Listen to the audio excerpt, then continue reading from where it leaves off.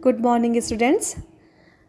आज हम कक्षा 8 में पाठ नींव की ईंट जो कि रामवृक्ष बेनीपुरी द्वारा लिखा गया है उसका अध्ययन करेंगे। बच्चों, पाठ की शुरुआत करने से पहले पाठ के लेखक रामवृक्ष बेनीपुरी के संबंध में कुछ जानकारी ले लेते हैं। बच्चों, रामवृक्ष बेनीपुरी का जन्म बिहार के मुजफ्फरपुर जिले के बेनीपुर ग्राम में सन 1902 में हुआ था। वह बहुमुखी प्रतिभा के धनी साहित्यकार थे। इनकी भाषा शैली अत्यंत ओजपूर्ण एवं प्रभावमयी थी। माँ सरस्वती एवं भारत माता की सेवा करते हुए 7 सितंबर 1968 को इनका स्वर्गवास हो गया। नींव की ईंट। बच्चों, आप जो सुंदर सुघड़ इमारतें देखते हैं, क्या कभी सोचा है कि वह किस पर टिकी हैं? क्या कभी आपका ध्यान इनकी नींव की ईंट की ओर गया है? नहीं ना, क्योंकि नींव की ईंट गुमनामी के गर्त में रहकर एक खूबसूरत इमारत को आधार देती है। दुनिया चमक दमक एवं बाह्य आवरण की ओर आकृष्ट होती है। बच्चों, कहने का अर्थ है कि मनुष्य केवल बाहरी दुनिया रंग बिरंगे ऐश्वर्य की तरफ आकृष्ट होता है। जैसे हम एक उदाहरण देकर देख सकते हैं कि हमारे माता पिता हमारे सुंदर निर्माण के लिए, हमारे विकास के लिए कितने त्याग करते हैं। वे हमारे लिए नींव की ईंट का ही कार्य करते हैं। इसलिए हमें हमेशा इनका सम्मान करना चाहिए, क्योंकि यही हमारे आधार हैं। उसी प्रकार सुंदर इमारत का आधार भी नींव की ईंट ही है। आवरण अर्थात पर्दे के नीचे जो ठोस सत्य है, उस पर कितने लोगों का ध्यान जाता है? सत्य हमेशा कठोर किंतु कल्याणकारी होता है। हमेशा सुंदरता ही प्रिय होती है, इसलिए हम सत्य से भागते हैं। यदि ऐसा न होता तो हम इमारत के गीत नींव की गीत से आरंभ करते। बच्चों, जो हमें दिखता है केवल वही सत्य नहीं होता। सत्य सुनने में ज़रूर अप्रिय लगता है, परंतु हम सभी जानते हैं कि आखिर में सत्य की ही जीत होती है।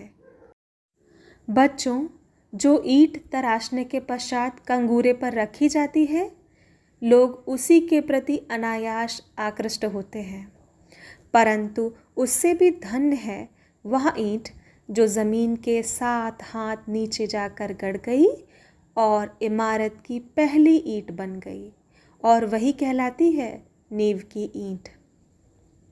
आप सभी बड़ी बड़ी इमारतें देखकर आकृष्ट होते हैं और कभी कभी यह भी सोचते हैं कि हम भी बड़े होकर ऐसा ही मकान बनवाएंगे, परंतु वह जो बड़ी बड़ी इमारतें हैं वह इसलिए इतनी सुंदर लगती हैं क्योंकि किसी ईंट ने अपना सर्वस्व त्याग कर अपने आप को नींव में समर्पित कर दिया, और इसीलिए ही वह नींव की ईंट धन्य है। नींव की ईंट पर इमारत की पूरी मजबूती निर्भर है। यदि उस ईंट को कोई हिला दे तो पूरी इमारत बेतहाशा ज़मीन पर आ गिरेगी। नींव की ईंट ही सबसे मजबूत ईंट होती है, जिसने इमारत की मजबूती के लिए स्वयं को समर्पित कर दिया। बच्चों, जिस प्रकार नींव की ईंट ने अपने लिए अंधा कुआं स्वीकार कर लिया, जिससे उसके साथियों को स्वच्छ हवा और सुनहरी रोशनी मिलती रहे। सुंदर सृष्टि हमेशा बलिदान खोजती है, वह बलिदान चाहे ईंट का हो या व्यक्ति का।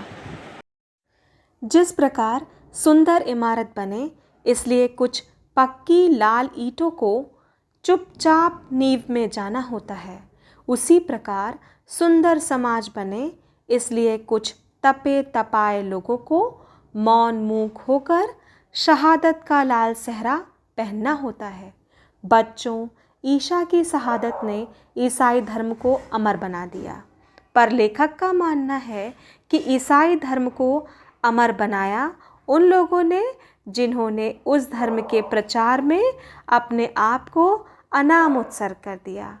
उनमें से कितने जिंदा जलाए गए, कितने सूली पर चढ़ाए गए और कितने वन वन की खाक छानते हुए जंगली जानवरों के शिकार हुए, कितने उससे भी भयानक भूख प्यास के शिकार हुए और उनके नाम शायद ही कहीं लिखे गए हों, उनकी चर्चा शायद ही कहीं होती हो। किंतु ईसाई धर्म उन्हीं के पुण्य प्रताप से फूल फल रहा है। वे नींव की ईंट थे, गिरजाघर के कलश उन्हीं की शहादत से चमकते हैं। आज हमारा देश आज़ाद है सिर्फ उनके बलिदानों के कारण नहीं जिन्होंने इतिहास में स्थान पा लिया है। देश का शायद ही ऐसा कोई कोना हो जहाँ कुछ ऐसे दधीची न हुए हों जिनकी अस्थियों के दान ने विदेशी वृत्तासुर का नाश न किया हो। बहुत से ऐसे लोग हैं जिन्होंने देश के लिए अपने प्राण त्याग दिए और इतिहास के पन्नों में उनका नाम भी नहीं है। आपने पाठ 1 में कलम आज उनकी जय बोल कविता में पढ़ा भी है कि अंधा चकाचौंध का मारा, क्या जाने इतिहास बेचारा, साक्षी है उनकी महिमा के सूर्य चंद्र भूगोल खगोल, कलम आज उनकी जय बोल। बच्चों, जो हमें दिखता है केवल वह सत्य नहीं होता, बल्कि सत्य ढूंढने से मिलता है। हमारा कर्म और धर्म है ऐसी नींव की ईंट की ओर ध्यान देना। आज आधुनिक युग में सभी दिखावे और चमक दमक का जीवन जीना चाहते हैं। ऐसे में देश को ऐसे नौजवानों की आवश्यकता है जो देश के लिए नींव का पत्थर हो सके।